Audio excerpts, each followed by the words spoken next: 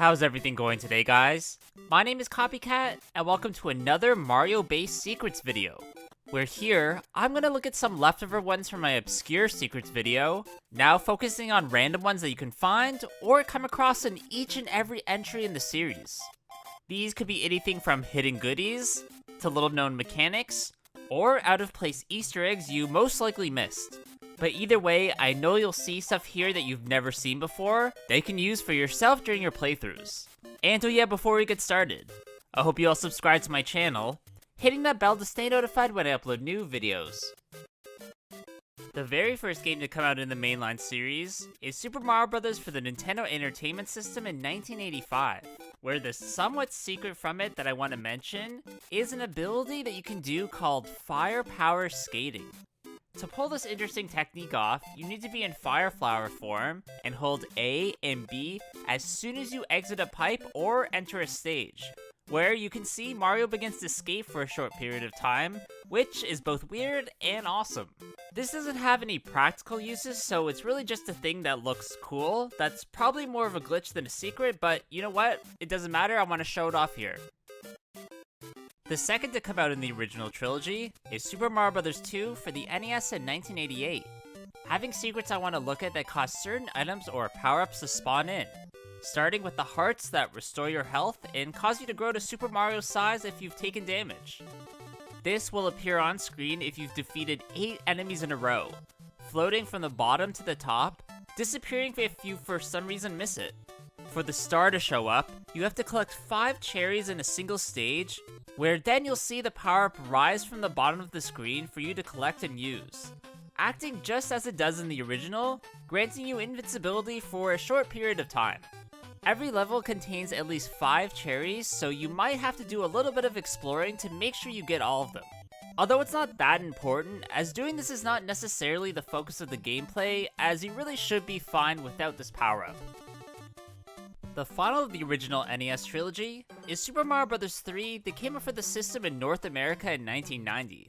Having a secret way of always winning at the end spade minigames, only because you'll get 1 of 8 preset boards, so you can just use a guide to help you complete them. Growing up, I always thought that each time you play this, it was completely random. But in an old game like this, I feel like that wasn't an option, so they just had to pre-program the solutions, but at least include a few so it doesn't feel like you always know the answer. Apparently you can just tell which one you get from uncovering the bottom left 2 cards, as they're unique in every single solution.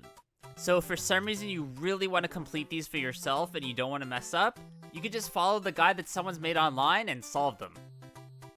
Up next, we're going to look at a secret from Super Mario Bros. The Lost Levels. The true Japanese sequel to the original, only released in North America years later in the SNES Super Mario All-Stars collection, where I didn't realize you have to do something very specific to unlock World 9. This is completing the game without warping at all, which is something I only figured out recently as I had to film a part showcasing World 9, and I kept trying to use the fastest methods to get there without realizing that's not what you're supposed to do. Really, you just have to complete each and every stage for it to unlock, so I just want to let you all know so you don't make the same mistake that I did. The first handheld game to come out in the series is Super Mario Land for the Game Boy in 1989, where I want to mention a really random shortcut that you can use in the second level of the Muda Kingdom, skipping a sizable portion of one of its toughest parts. What's so notable about this one is that it's only accessed as Small Mario and through an invisible platform that otherwise looks like you're gonna fall into the void. Here you'll find a few coins and a power-up at its end. A nice bonus, especially if you're in dire straits and just need a little bit of a breather. In Super Mario World that came out for the Super Nintendo Entertainment System in 1991, there's a cool musical homage to the original NES entry, which only can be heard if you wait in a specific overworld for 5 minutes. This is the super extra secret special world that's accessed through the also secretive Star World, where just going AFK for that 5 minutes causes you to hear this.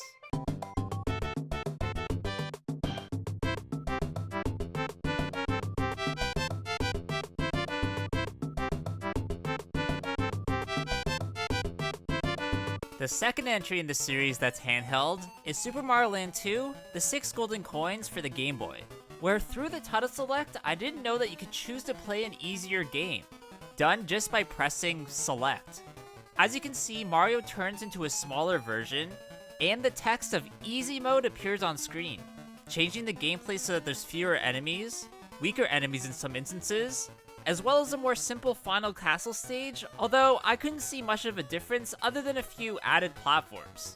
This game should be easy enough, so I can't imagine needing to use this feature at all.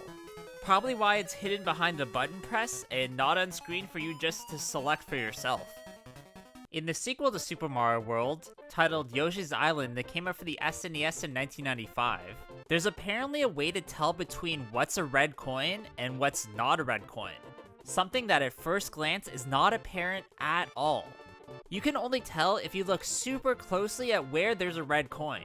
As you'll see, there's actually a slightly red tint around it. Although you really have to have time to do this, as there definitely are certain circumstances where you don't have that time and you can't tell. This actually is helpful though, as you have to collect 20 of these in each stage if you want to fully 100% the game. Almost having too many things to think about, something that would be dulled down in future entries. The first of the franchise to be based in the 3D realm is Super Mario 64 that came out for the N64 in 1996, where I found a way to collect 1-ups that I never knew about in killing a certain amount of Monty moles in the courses they show up in. They can only be found in Hazy Maze Cave and along the cliffs of Tall Mountain, where when bonking 8 of them, they'll reveal a 1-up prize. Something that isn't indicated with any other enemy, so this is kind of random in the grand scheme of things.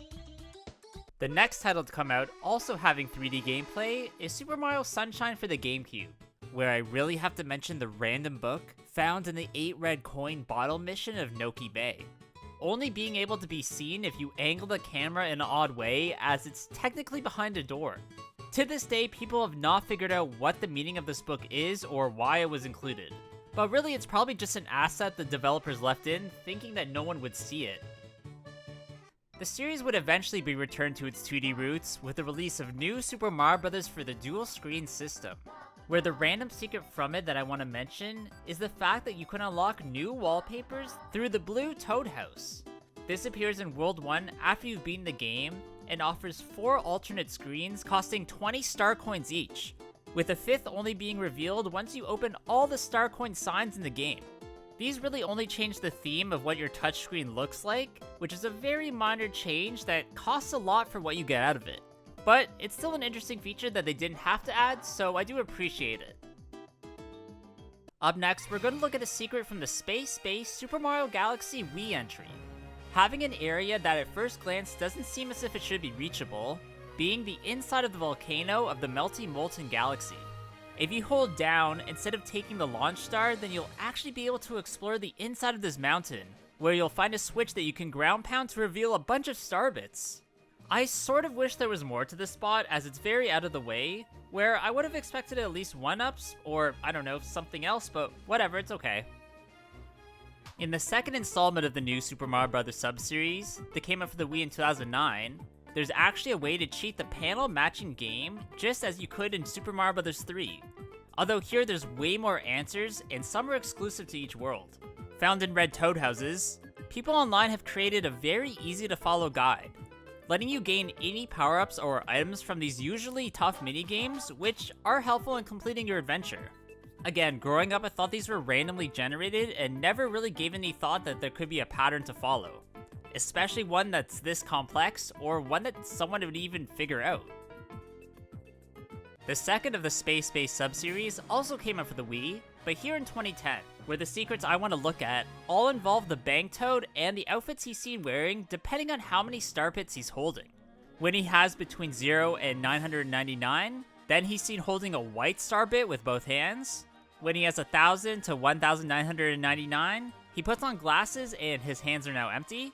With 2000 to 3999, he begins to carry around a shield and a spear that all have the Princess Peach's emblem on it. With 4000 to 5999, he's seen with a pickaxe a la Captain Toad. Having between 6000 and 7999, he puts on goggles and a snorkel. And finally, if he has between 8000 and 9999 star bits, then he really becomes Captain Toad as he puts on a miner's helmet and has a flashlight, almost as if he's about to go on a mission. I'm not sure of the reasoning behind these outfit changes other than it being a bit of an Easter egg. So if there is a method to this madness, and you know about it, then please let me know in the comments below. Nintendo would perfectly blend aspects of our mustachioed heroes' 2D and 3D realms with the release of Super Mario 3D Land for the 3DS, which I didn't realize included a way of restarting the software if you press a certain combination of buttons. This is L, R, and Start, which returns you directly to the title screen. A method that was used a lot in the original Game Boy games, where there you had to press Start, Select, A, and B. I'm sure some poor kid pressed this combination of buttons accidentally and restarted their game, probably being very confused why it happened. Something I feel like they didn't really necessarily need to add, as you can easily just close the software from the 3DS home menu, but I don't know, I don't know why they added this. Maybe I'm missing something. The third installment of the new Super Mario Bros. Sub-series, oddly given the moniker of being the second, came out for the 3DS in 2012. Where the random secret from it I feel like I should mention is the fact that next to every single boss door is a power-up that's super helpful, especially if you took a lot of damage in the castle stage you're in. These are always located to its right, in a hidden block, so you really wouldn't know that these are there unless you're an avid explorer or constantly look up level maps like I do. Now, the main complaint most people have with this game is how easy it is, and I can't say this really helps its case at all. Although I guess they are invisible, so at least they aren't technically handed to you on a silver platter, but you get it. The final installment of the new Super Mario Bros. Sub-series came out for the Wii U in 2012, then was re-released in Deluxe version on the Nintendo Switch in 2019.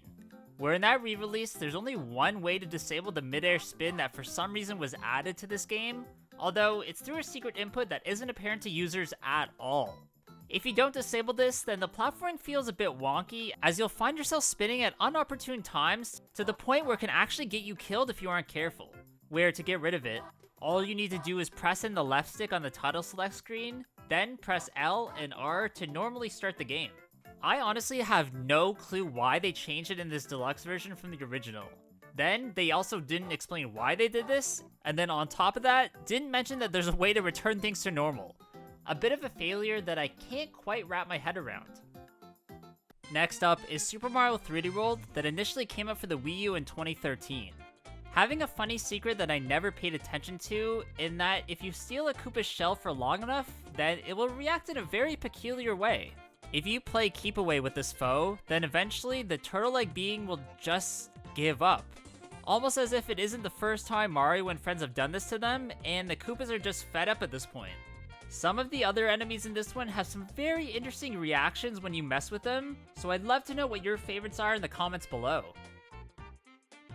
In the absolutely massive Super Mario Odyssey Nintendo Switch entry, I'd have to say a secret that's pretty random is the fact that they added a Satellaview outfit, an homage to an old add-on for the Super Famicom that North Americans wouldn't even know about as it was a Japanese exclusive.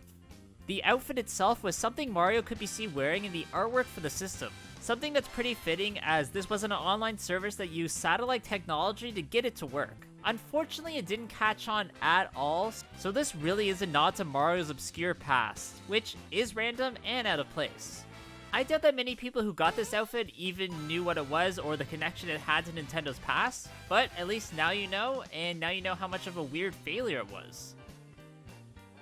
The last game we're going to look at, and the most recent in the series, is Super Mario Bros. Wonder that came out for the Switch in 2023.